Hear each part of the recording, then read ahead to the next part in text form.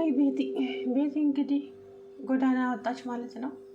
እብድ ተጫወተች በመጨረሻም ማለት ነው። ፈጣሪ ሆይ የእውነት በእናንተ ያልሆነው ነገር ላይ አያድክማችሁ ፈጣሪ። በእውነት እኔ ምንም የምለው ነገር የለኝም። የራሷ እንኳን ሆኖ ብትደክም ምንም አልነበረም፣ ግን የእሷ ባልሆነ ነገር ላይ መጨረሻዋ እብደት ሆነ ማለት ነው። አጀይባላ እንደው ምን ነው ጌታዬ፣ እንኳን 5 ዓመት አይደለም 5 ወር ራሱ በጣም ከባድ ነው። ከማይወዳችሁ ሰው ጋር ጊዜያቸውን ማባከን እንዴ! የእሷ ደግሞ የተለየ ነው እኮ ይሄ መች ነው እንጂ መቼም ፍቅር አይደለም። 5 ዓመት ሙሉ ሰው የሆነ ነገር እንኳን እኮ ቢያሳየው ወይ ስለ ወደፊቱ እንኳን ቢያወራ ከሷ ጋር አንድ ቀን እንደውም ከጽናት ጋር ነው ስለ ወደፊቱ እያወራ ያለው እንጂ ከቤቲ ጋር እኮ አንድ ቀንም እንደው ስለ ወደፊት እንኳን ህይወቱ አውርቶ አያውቅም ማለት ነው። ስለዚህ አይወዳትም። ግን ከማይወዳት ሰው ጋር ጊዜዋን ማቃጠል፣ ጊዜን፣ እድሜን፣ መልኬን በላህብኛል። እኔ በላሽው ራስሽ ነሽ ኪሩቤል ሳይሆን ማለት ነው እንዴ። ቆም ብለሽ አታስቢም እንዴ? ከማይወድሽ ሰው ጋር አንቺ የማይወድሽን ስትከታይ እኮ የሚወድሽን በዙሪያዎችሽ ያሉትን ታጫለሽ ማለት ነው። አሁን ዋናው ነገር እንግዲህ ትላንትና አንደኛ ነገር ያስተምራል። መጨረሻ ላይ እብደቷ ማለት ነው። የማታገኙትን ሰው የሌላ ሰው የምትወዱትን ሰው እናንተ የምትወዱት ሰው የሌላ ሰው ሆኖ ስታዩት የሚሰማችሁ ስሜት በጣም ከባድ ነው። ራስን እስከ ማጥፋት ደረጃ ያስደርሳል። ያብዳሉ። ብዙዎቹ ጎዳና የወጡ አሉ ማለት ነው በፍቅር ጉዳይና ያስተምራል ብዬ አስባለሁ። ትናንትና አንድም ነገር ደግሞ ምን አገናዘብኩ መሰላችሁ? ይሄንን ዘዴ ተጠቅማ እሷ ቀላል ሰው አይደለችም። ይሄን ዘዴ ተጠቅማ አሁንም ከኪራ ጋር እንድትሆን ነው የምትፈልገው። መቼም ጽናት ይሄንን እያየች ከኪራ ጋር ትቀጥላለች ብዬ አላስብም። ምክንያቱም ጽናት ከአንዴ 2 ልቧ ተሰብራ 3ኛ ልቧ መሰበር ስለሌለባት ጽናት ከዚህ ፍቅር ውስጥ መውጣት አለብሽ። ምክንያቱም ኪሩቤል ወላዋይ ነው። አሁንም ለጽናት አይሆንም። ጽናት ዳግመኛ ተሰበራለች። ስለዚህ ጽናት ቆመ ብለሽ አስበሽ ቤቲ ለኪሩቤል ተይለትና በቃ የራሳቸው ጉዳይ እንደ ፍጥርጥራቸው ይሆኑ። ከዛ በኋላ እነሱ ሁለቱ ማለት ነው ትጎጃለሽ፣ ዳግመኛ ትጎጃለሽ አሁንም ማለት ነው። እንግዲህ ምን አይነት ውሳኔ እንደምትወስን ባላውቅም ውሳኔው ከባድ ነው የሚሆነው ለጽናት። መቼም ቤቲ እንደዚህ የሆነች እያየች ከኪሩቤል ጋር ቀጥላለሁ ማለቱ ይከብዳል ለሷ ማለት ነውና። አሰላሙ አለይኩም ወራህመቱላሂ ወበረካቱ። ውድና የተከበራችሁ የቻናሌ ቤተሰቦች እንዴት ናችሁ? ደህና ናችሁ ወይ? እኔ ያለው አልሐምዱሊላህ። እንግዲህ ትናንትና ሰርፕራይዝ አለ፣ ቀለበት አለ። ኪሩቤል እንግዲህ ሽር ጉድ ሲል እኛንም ሰርፕራይዝ አደረገን ማለት ነው። እንግዲህ ለአንድነት ሁሉንም ነገር አዘጋጅ ብሏታል። ሁሉም ነገር እንግዲህ በምንፈልገው መንገድ እየሄደ ነው አይደለ ሲላት አዎ ብላለች። እንግዲህ ከዛም ተደገሰ። ጽናትዬ እንግዲህ አይታችኋታል፣ እዛ ግጥም እየገጠመች ነበረ። ከዛም ይዟት ገባ። ናሆሜ እውነተኛ ጓደኛ ማለት ናሆም ነውና አበደ። ሁለተኛ እኔ ነኝ ጥፋተኛ እችል ጊዜ ቤት ያቆየዋት ምናምን እያለ እንግዲህ መራዊትም ጽናትን እንደውም ከዚህ ቤት ለማስወጣት ይዘገየን ይመስላል ብላ እንግዲህ በጣም ተናደው ነበረ። እባካችሁ አንዴ ስሙኝ፣ ተረጋግታችሁ አዳምጡኝ፣ እባካችሁ ለውሳኔ አትቸኩሉ እያለ እንግዲህ ለመናቸው። ከዛም በኋላ ያለውን ነገር ለምን እንደዚህ እንዳደረገ ኪሩቤል ሁሉንም ነገር ነገራቸው። ከዛም እንግዲህ ኪራን ተረዱት ማለት ነው። እንግዲህ አሁንም ጽናት ምንም የምታውቀው ጉዳይ አልነበረም፣ ምንም አታውቅም ማለት ነው በዚህ ዙሪያ። አሁንም ለቤቲ ቀለበት እንደሚደረግ ነበር የምታውቀው እሷ ማለት ነውና እሱ ግን የሰበሰባቸው ቀለበት ሳይሆን እውነቱ እንዲወጣ ነው። እውነቱን ማወቅ ስላለባት ጽናት ማለት ነው። እንግዲህ ተሰባሰቡ።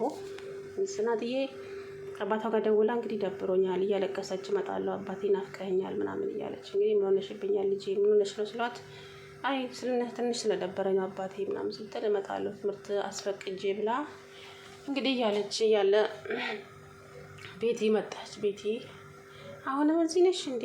ወይኔ ግን የኔ ሰራተኛ በመሆንሽ በጣም እድለኛ ነኝ ምናምን አለቻት ማለት ነው። እና መቼም የማይታሰብ ነገር ነው፣ መቼም አላረገውም አለቻት ጽናት። ያዛም እንግዲህ ጽናት ቤቲ ወደ ቤት ገባች። ከዛም እንግዲህ ተሰባሰቡ። ኪራ ብድግ አለና እንግዲህ ዛሬ ፍቅሬን የመለስኩበት ቀን ነው ሲል ጽናቴ ብድግ ብላ ልትወጣ ስትል ጽናት ቁጭ በያላት ማለት ነው ኪራ። ከዛም እንግዲህ ቁጭ አለ። አንድነት የምትለው ነገር አለ። ምን ደግሞ እሷ አሁን እዚህ ውስጥ ናገባት ምናምን አለች። አይ አንዳንዴ ስለ ህይወቷ ማውራት ፈልጋ ነው አለ ኪራ። ከዛም እንግዲህ ቀጠለች ማለት አሁን አንድነት እዚህ ጋር ምን ነው ከአንቺ ህይወት ጋር የሚያገናኘው ነገር አለ አላት ኪራ። ማለት ምን አለች። አፏ ሁሉ ተሳሰረ። ፈጣሪ በትዕግስት ውስጥ ላይ ከዛም በኋላ እንግዲህ እንዴት ዋላችሁ?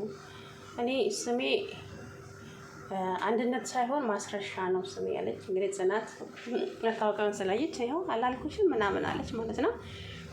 እና እንደ ስራዬ ቢሆን እናንተ ፊት አልቆምም ነበረ፣ ፖሊስ ጣቢያ ነበረ። ግን እናንተ ጥሩ ሰውና አስተዋይ ስለሆናችሁ ከዛ ሁሉ ጭንቀት አስወጥታችሁኛል ምናምን ስትል አንቺ የውሻ ልጅ፣ አንቺ የምን ልጅ አለች ማለት ነው። ከዛ ቤታ እንደው ስትጋለጭ እንኳን እውነቱ ሲጋለጥ እንኳን እንደው ትንሽ አታፍሪ ምናምን ሲላት ከት ብላ ሳቀችና እኔ ጋር ምን እንዳለ እንዳትረሳ አለችው ማለት ነው። አሁንም በዛው በጽናት ፎቶ ልታስፈራራው ማለት ነው። በሷ ቤት በቃ እሷ ብቻ ነች በልጥ ማለት ነው። እና ፍላሹን ለኪራ ሰጥተዋለች አንድነት። ከዛም እንግዲህ አሁን በኋላ ምንም ነገር ልታስፈራሪኝ አትሞክሪም አላት። አበደች። ከዛ ሁሉንም ነገር እንግዲህ ተናግራ ስለነበረ ኪራ ልታስረዱኝ ትችላላችሁ ግን ምን እየሆነ እንዳለ ስትላቸው ጽናቴ እኛም እስከ ትላንትና ማታ ድረስ ምንም የምናውቀው ነገር አልነበረም። ግን ማታ ነው ኪራ ሁሉንም ነገር እየነገረን አለች መሩ። አዎ ጽናት ኪራ እውነቱን ባይነግረን ኖሮ ዛሬ እዚህ ጋር ታይን ነበር ወይ ምናምን አለ ናሆሜ። እኮ ንገረኛ አለች። ከዛ ኪራም እንግዲህ ነገራት፣ የተፈጠረው ነገር የሆነውን ነገር ሁሉ ነገራት።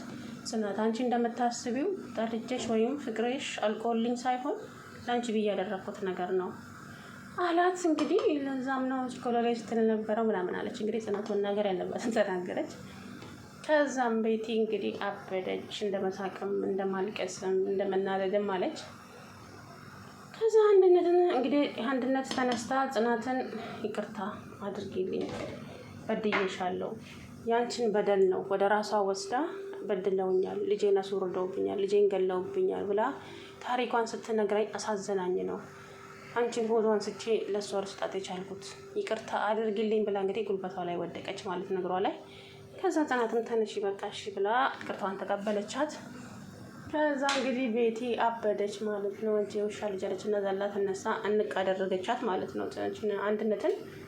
ከዛ እንግዲህ ጽናት እንዳያችኋት በዛም እያጣደፈች ያልኳቸው በጥፊ አቃጠለቻት። እንግዲህ ገፍትራ ወደዛ እንትን አለቻት። ወይኔ መለፈለላችሁ ብላ እንግዲህ እብድ መጫወት ጀመረች ማለት ነው። ፈጣሪ ከእንደዚህ አይነት ነገር ይጠብቅ። ከማይወዳችሁ ሰው ጋራ ፈጣሪ አያድክማችሁ። የእውነት የራሳችሁ በሆነ ነገር ላይ እንደው ፈጣሪ ያድክማችሁ ነው የምለው። እኔ ሌላ የምለው ነገር የለኝም።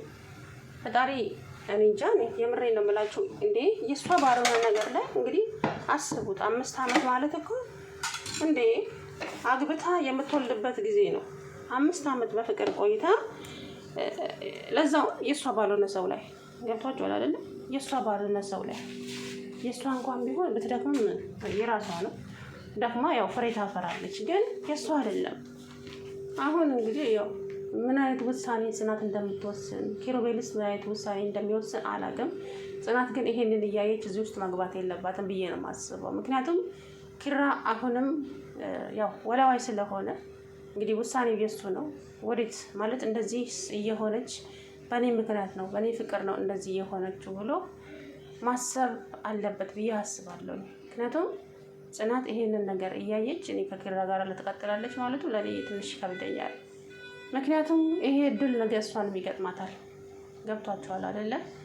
እሱ ወይ በልህ ነው ጽናትን ያፈቀራት እንጂ አላውቅም። ጽናቴ ግን ሁለተኛ እንግዲህ ተሰብረሻል፣ 3ኛ መሰበር የለብሽም።